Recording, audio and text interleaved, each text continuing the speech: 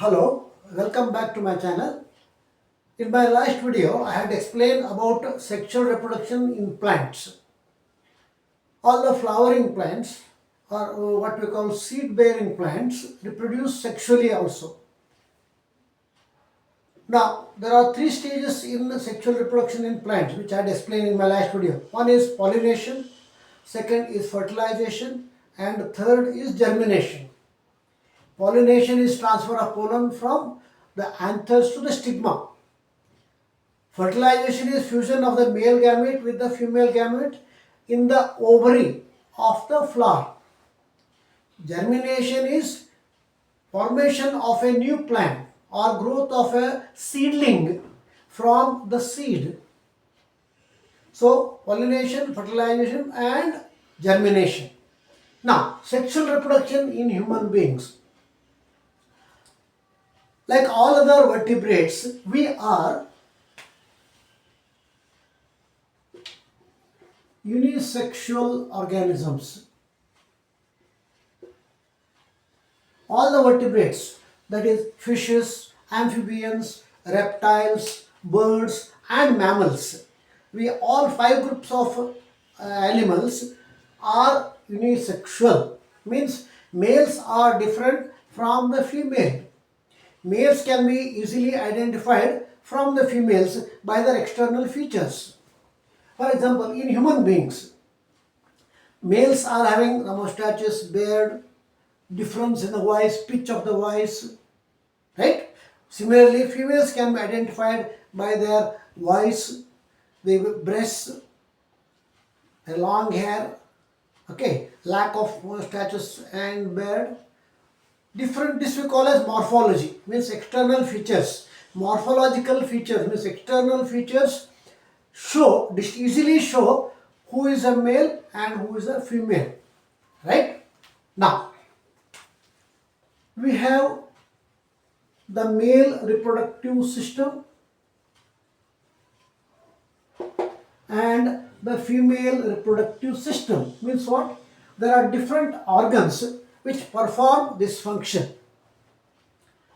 In the male reproductive system, we have a pair of testes, we have a pair of vas deferens, we have one epididymis and the urethra, which opens to the outside through the male genital organ, that is the penis, right? Now, what are the male gametes in human beings? That is the sperms. In the females, the gametes are called as ova or egg. Males produce sperms, females produce eggs. Fusion of sperm with the egg takes place in the body of the female. Then it changes into the embryo. Embryo develops into the fetus, what we call, which grows inside the mother's womb, which is called as the uterus. And then after a period of around 9 months approximately, which we call as a gestation period, the child comes out. Means child is delivered, right? Firstly, male reproductive system. A pair of testes which are present in the fold of a skin, called as scrotum. There is a fold of the skin in the abdominal area. So, the testes hang outside the body of the male in this pouch called as the scrotum. Just before birth of the male child, the testes descend down or come out of the body and hang outside the body in the abdominal region. Now, at maturity or at what we call puberty, at the age of 10 or 12, whatever year age maturity period is for a particular boy, they start producing the sperms. See, there is a sex hormone produced by the testes, which is called as testosterone. This is the male sex hormone. This is the male sex hormone which is produced by the testes, right, at the time of puberty. Now, what function does the testosterone do? It does two functions. One function is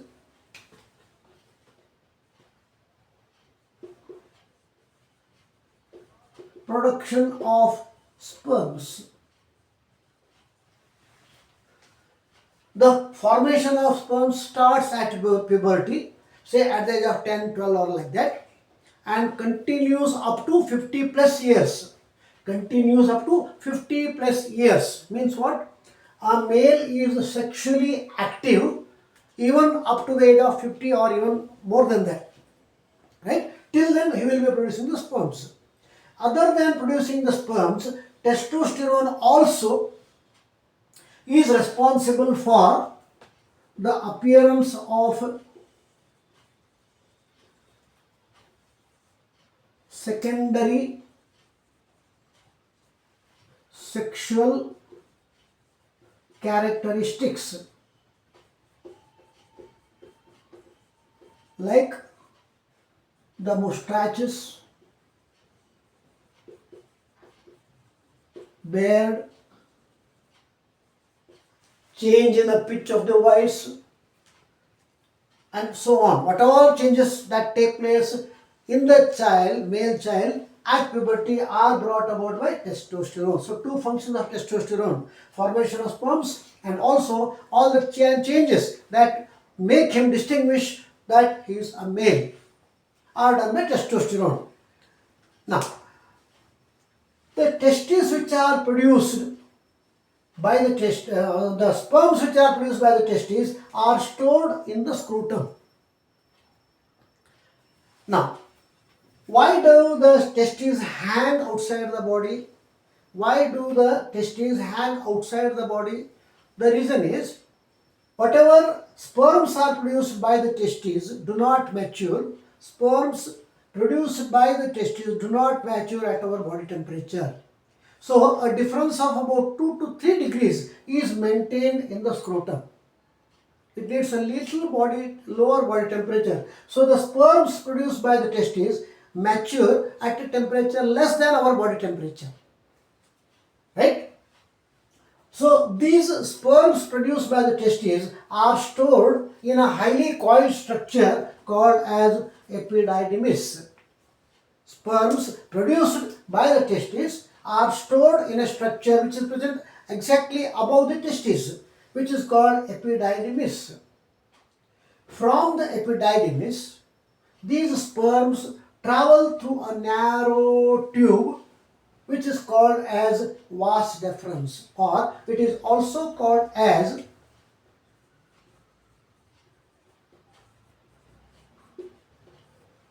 sperm duct. It is also called as sperm duct.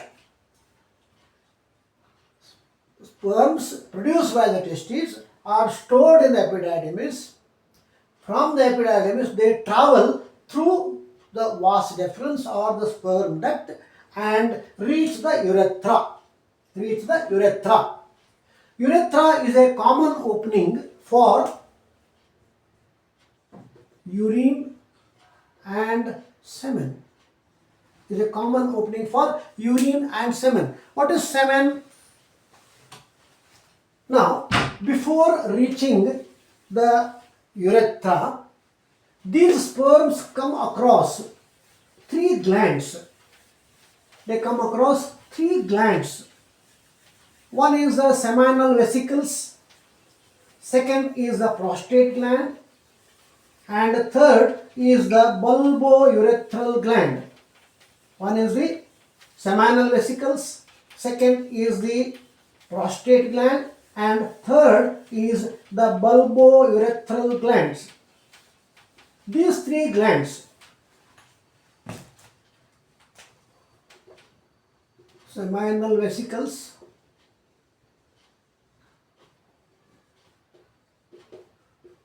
prostate gland and bulbourethral gland.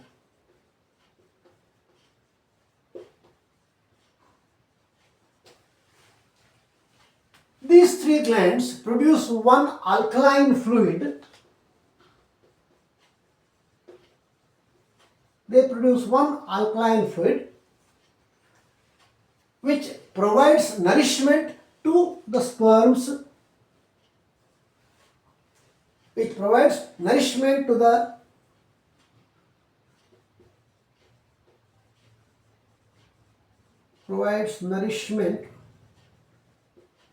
to the sperms and also makes them swim, motile, makes them motile. They start swimming in this fluid.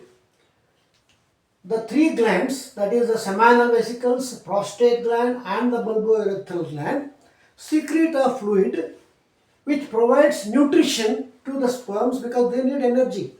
Okay, and also makes them swim.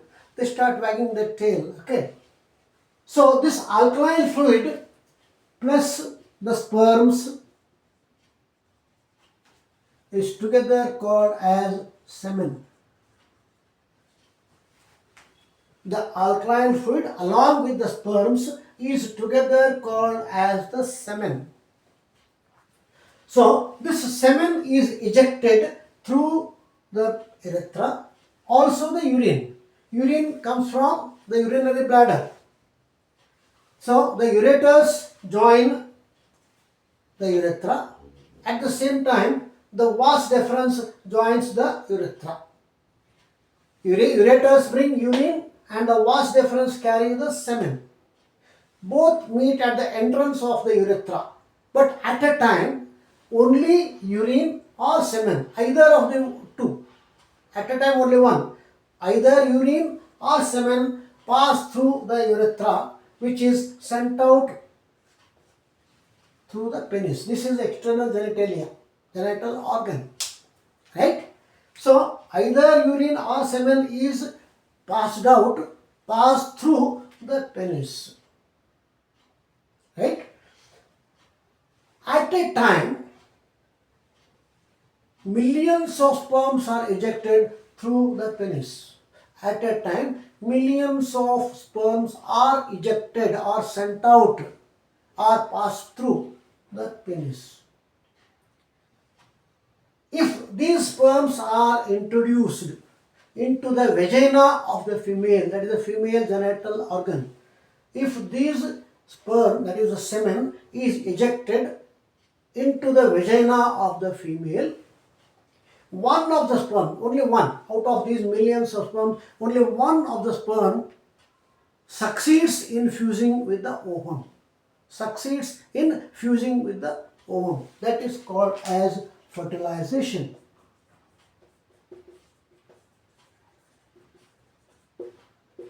This is called as fertilization. Fusion of the sperm with the egg or the ovum in the body of the female is called fertilization. That is, in human beings also, it is what we call internal fertilization.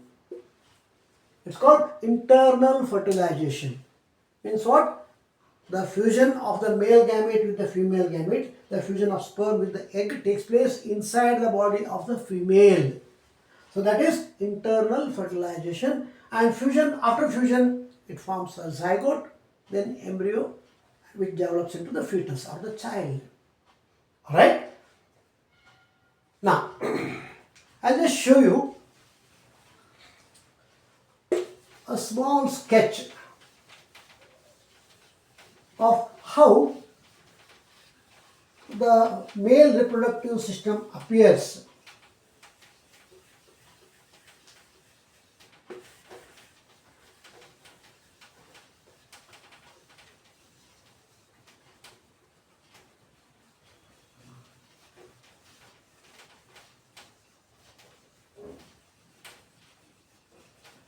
Okay, now suppose this is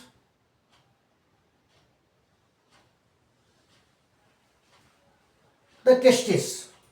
Alright?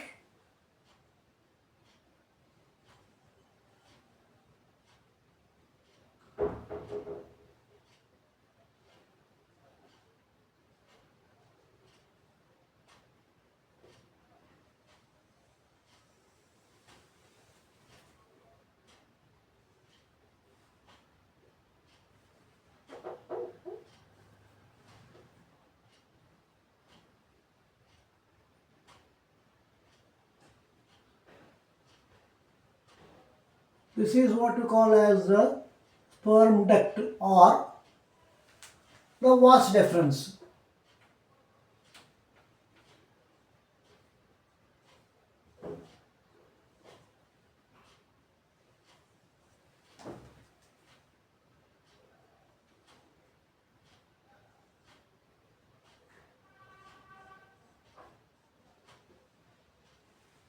Right? Then here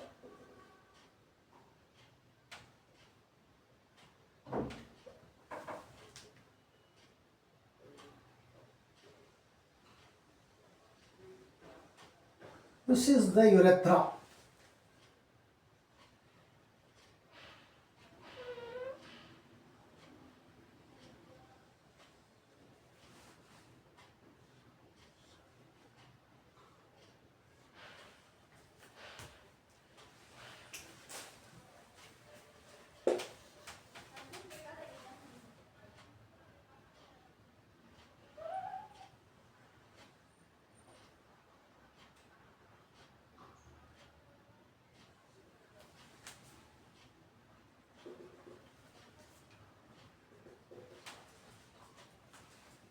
This is the penis. This is the urethra. This is the testis. This is your vas deferens.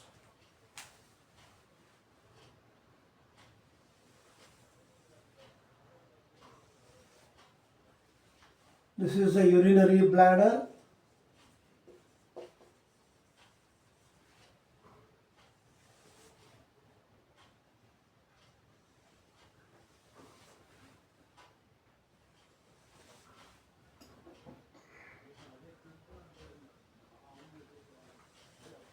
This is the ureter. This is seminal vesicle, and this one is the prostate gland. Right? So, whatever sperms are produced by the testes are stored here. This is the epididymis. Are stored in the epididymis, and from the epididymis they travel through this narrow tube which is called as the vas deferens, or we also call it as sperm duct, and reach the urethra. This is the urethra. Before reaching urethra, the sperms meet with the seminal vesicle and the prostate gland, and one more which is there at the opening, that is called as the bulbourethral gland, which produce the alkaline fluid. So the sperms mix with that fluid and form the semen. That semen is passed out through the urine. But urethra is a common opening for urine and also semen. But the regulation of either urine or semen through the urethra is regulated by this prostate gland. This prostate gland controls. When a person gets excited, sexually excited, urethra, the opening of this is closed. This becomes surrounded. This becomes. So only semen will pass through. When a person gets sexually excited, this urethra is closed here, so that urine will not pass. Only the semen passes through the urethra and the penis. So that regulation is controlled or done by the prostate gland. This is how the male reproductive system works, right? In my next video, I will tell you about the female reproductive system, right? This is a easy diagram to understand how these are arranged. This is present in the scrotum. In a textbook, NCERT or other books, you will get different diagram slightly. This is to understand a easy diagram I have shown you, right? Thank you. Keep reading. All the best.